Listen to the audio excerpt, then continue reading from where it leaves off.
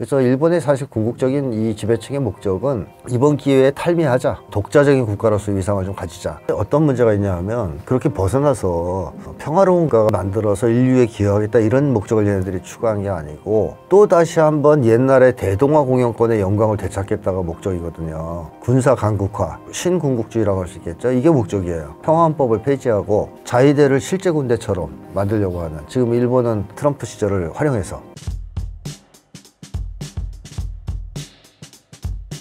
네, 안녕하세요. 오랜만에 뵙습니다. 그 사이에 한국 사회에서는 많은 변화가 있었죠. 특히 대통령 선거가 있었습니다. 그래서 많은 분들이 그 결과에 대해서 기뻐하시는 걸로 알고 있습니다. 그래서 앞으로 한국 사회가 더 발전하고 좋은 사회로 나아가게 하기 위해서 힘을 합쳐야 될 때인데, 저도 또 거기에 한몫하는 그런 사람이 되고 싶습니다. 반갑습니다. 우리나라 대선을 일본에서 어떻게 보고 있나요? 그러니까 일본이 그동안 사실 윤석열 정부 때 꿀 빨고 있었다 이렇게 얘기할 수도 있어요. 그러니까 너무 말을 잘 듣고 일본이 원하는 걸 잘해주는 정부였잖아요. 그래서 뭐 그냥 일본에서 요구하고 부탁하는 거를 잘 들어주는 정도를 넘어서서 뭐 일본의 총독부인가 하는 의심이 들 정도로 앞장서서 막 일본을 위해서 멸사봉공하는 듯한 모습도 있었어요. 대표적인 게 후쿠시마 핵오염수 방류 때 가만히나 있으면 될 텐데 후쿠시마 오염수가 안전하다는 걸 일본보다 한국 정부가 더 열심히 선전했단 말이에요. 그런 걸 보면 참 일본 입장에서는 와, 윤석열 정권이 정부가 있으면 우리는 진짜 하고 싶은 거 다 할 수 있겠구나, 꿀 빨아야 되겠다, 뭐 이런 생각을 하면서 윤석열 정권 시기에 하고 싶은 걸 다 하려고 했을 가능성이 있다. 그러니까 뭐 독도 문제까지도 어느 정도 해결을 하려고 했을 수도 있다. 우리식으로 하면 강탈을 당하는 거죠. 근데 그거를 윤석열 정권이 무너지자 이제 좀 걱정이 되죠. 게다가 이재명 대통령은 예전부터 계속 윤석열 정권의 그러한 대일 굴욕 외교, 사대주의 외교 이런 걸 비판하면서 국위 외교를 주장했던 사람이기 때문에 윤석열이 탄핵되고 김문수 같은 쪽이 아니고 이재명이 대통령이 되면 우리 일본이 꿀 빨던 시절은 이제 끝나는 거 아니냐. 한국과의 관계에서 그동안 쉽게 처리했던 것을 이제 앞으로는 좀 어려워질 거 아니냐 하는 걱정이 꽤 많았던 것 같습니다. 그래서 일본에서는 사실 윤석열 탄핵을 굉장히 싫어했어요. 주류는. 국민들도 아쉬워하고. 그 반면에 또 어떻게 보면 이재명 대통령의 탄생을 경계했던 거죠. 꺼려하면서. 김문수 같으면 아무 걱정 없을 텐데 똑같은 외교 노선을 갖고 있으니까 이재명 대통령은 좀 다르기 때문에 앞으로 한일 관계에서 우리 마음대로 막 한국으로 휘두르고 한국이 우리를 위해서 막 앞장서서 띄워주고 이런 시절은 이제 끝나지 않았을까 하는 생각 때문에 한국 대선에 큰 관심을 가졌던 거 아니겠느냐 하는 생각이 듭니다.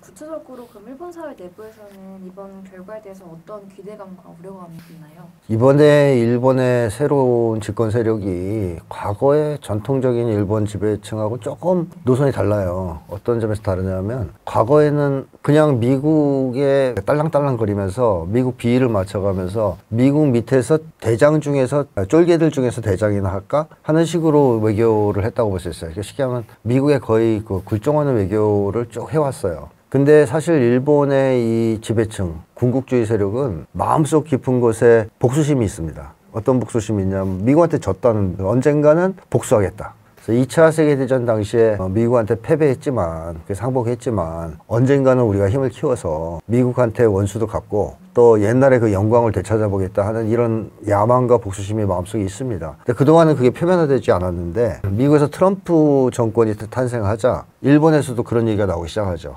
트럼프는 고립주의 외교를 피니까 이 기회를 잘 활용하면 우리 일본이 미국에 예속된 상태에서 벗어날 수 있지 않겠냐, 즉 독자성을 회복할 수 있지 않겠냐, 이런 얘기가 나오기 시작했고 요번에 탄생한 내각은 그런 주장을 하는 쪽입니다. 그래서 이 내각의 특징은 앞에서는 트럼프 비위를 많이 맞춰줘요. 딸랑딸랑거리면서. 근데 뒤로는 실속을 막 차리려고 독자 노선을 걷는다 그럴까요? 중국과도 만나고 관계를 정상화시키고 있고 또 북한과도 관계 정상화를 하려고 옛날과는 전혀 다른 외교적인 어떤 제안을 하고 있고 러시아하고도 관계를 계속 유지하고 있어요. 그러니까 뒤로는 자기들 실속은 다 차려요. 대러 제재 동참도 안 했어요, 거의 일본은. 그래놓고 말로는 막 이제 미국 편 들어. 이제 미국에서는 일본이 귀여운 말 많이 하네 하지만 뒤로 보면은 자꾸 자기네한테서 벗어나려고 하고 있거든요. 그래서 일본의 사실 궁극적인 이 지배층의 목적은 이번 기회에 탈미하자, 미국의 손아귀에서 좀 벗어나자. 그래서 우리가 독자적인 국가로서 위상을 좀 가지자 하는 게 일본 지배층의 생각인데, 이게 어떤 문제가 있냐 하면 그렇게 벗어나서 평화로운 국가가 를 만들어서 인류에 기여하겠다 이런 목적을 얘네들이 추구한 게 아니고, 또 다시 한번 옛날의 대동아 공영권의 영광을 되찾겠다가 목적이거든요. 즉 군사 강국화, 군국주의, 이게 신군국주의라고 할 수 있겠죠. 이게 목적이에요. 그래서 가장 먼저 주력하는 게 평화헌법을 폐지하고 자위대를 실제 군대처럼 만들려고 하는, 지금 일본은 정식 군대를 보유할 수 없게 돼 있기 때문에, 그래서 그런 거를 지금 추구하는 거예요. 트럼프 시절을 활용해서 열심히. 그러면 만약에 일본이 이게 성공한다면 어떻게 될까? 군국주의화의 길을 걷고 독자적인 군대를 가지고 교전을 할 수 있는, 전쟁을 할 수 있는 국가가 된다면 1차적인 공격 대상이 어딜까? 아시아에서 또 한국이에요. 그렇기 때문에 이재명 정권 입장에서 볼 때 상당히 복잡하죠. 또 일본 입장에서도 복잡한 게, 트럼프하고 맞서는 측면에서는 한국하고 협력할 게 있거든요. 뭐 관세 문제라든가 이런 거는 공동으로 한일이 협력할 수가 있단 말이죠. 그래서 한국을 오히려 좀 부추기기도 해야 될 거고. 근데 자기네들의 군국주의적인 목표를 추구할 때는 한국은 사실은 1차 공격 대상이기 때문에 거의 그 양면적 시각을 갖고 있겠지만, 아마 마음속으로는 큰 방해물이 등장했다라고 생각할 것 같습니다. 우리가 다시 한국을 가서 독도부터 먹고 시작해야 되는데, 윤석열이면 줬을 것 같은데 독도를 이재명 대통령은 안 줄 것 같은 이 불길함, 그런 것 때문에 한편으로는 우려와 걱정, 경계심, 그리고 다른 편으로는 일부 협력에 대한 기대, 이런 게 교차하고 있지 않겠냐 하는 생각이에요. 이번 대선 결과가 한일 관계에 어떤 영향을 미치게 될까요? 사실 현재까지 과거의 한일 관계는, 특히 윤석열 정부 시절에는 비정상적으로 만들어졌다. 국가 관계가 평등과 호혜의 원칙에 입각해서 서로 대등하게 관계를 맺고 공동의 이익을 누리고 이래야 되는 건데, 일본을 위해서 일방적으로 희생하고 저자세 외교를 했잖아요. 뭐 대표적인 게 라임 사태입니다. 일본에서 한국 기업을 거의 먹으려고 그럴 때 보호해주기는커녕 알아서 드세요 하면서 갖다 바치는 듯한 모습을 보였잖아요. 이러한 것들이 기존의 한일 관계였다. 그리고 한국 내에서 집권 세력이 거의 친일파의 모습을 보이고, 뉴라이트라든가 뭐 이런 모습을 보이고, 그러면서 홍범도 장군 동상을 막 옮기겠다고 그러질 않나. 이러한 비정상적인 한일 관계는 이제 끝났다라고 봐야 됩니다. 이재명 정부가 그걸 이어갈 가능성은 없어요. 이재명 정부는 기본적으로 국익 외교 차원에서 일본에게 저자세를 취하지는 않을 것이다. 그렇다고 해서 일본을 무작정 적대시할 이유도 없죠. 그래서 어떻게 보면 이재명 정부 하에서 한일 관계는 그야말로 정상화의 길을 걷게 되지 않겠느냐 하는 생각이 들고, 일본은 적을 봐가면서 움직이는 나라입니다. 좀 약아요.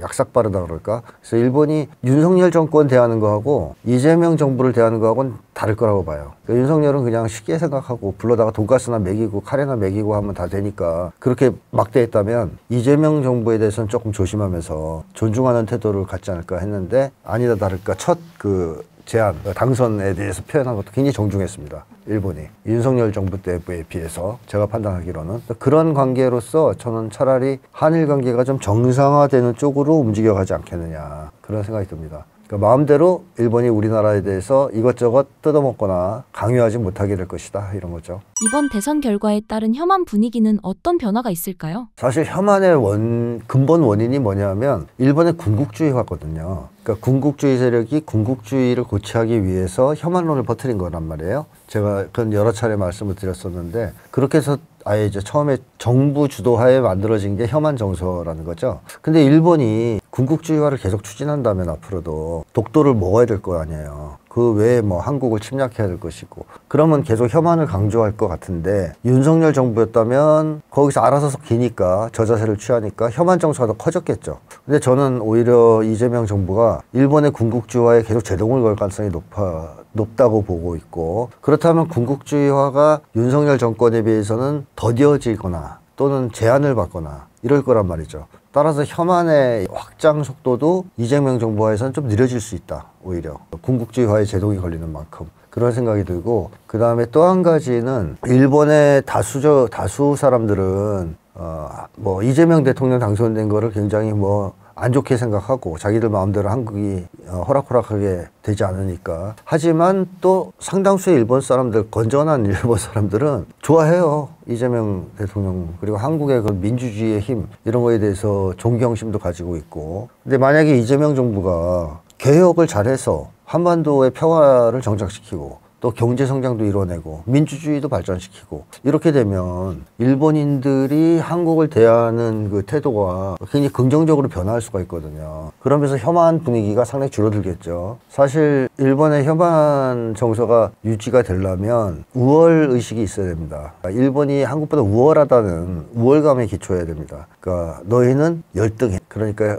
혐오해도 되는 인간들이야. 뭐 이렇게 되는 거잖아요. 근데 한국이 자기들보다 더 우월하다라고 느끼면 혐한이 나올 수가 없어요. 그러니까 원래 혐오라는 감정은 약자에 대한 감정이거든요. 강자에 대해서는 혐오가 아니라 두려움을 느끼죠. 그게 세면, 적이면. 그러니까 길 가다가 호랑이를 만나면 무섭지. 혐오는 아니지 않습니까? 호랑이 너무 혐오스러워 이런 건 아닌데 길 가다가 뭐 뱀이라든가 바퀴벌레 이런 걸 볼 때 쥐라든가 볼 때 혐오를 느껴요. 그러니까 혐오 감정은 자기보다 훨씬 강한 강적이나 강대한 존재한테 느끼는 감정이 아니에요. 자기보다 약한데 이 약하지만 나한테 좀 해가 되는, 예를 들어서 쥐랑 뽀뽀하고 그러면 막 독이 들어와서 죽을 수도 있다 이런 거. 바퀴벌레가 기어다니면 잘못하면 병균이 옮아서 내가 위험할 수도 있어. 그러니까 당장에는 그렇게까지 위험하지는 않고 나보다 약하지만 잠재적으로 나를 위험에 빠뜨릴 수도 있는 대상에 대해서 가지는 감정이 혐오거든요. 그러니까 일본인들이 한국인을 혐오한다는 얘기는 만만하고 하찮은데 우리에 비해서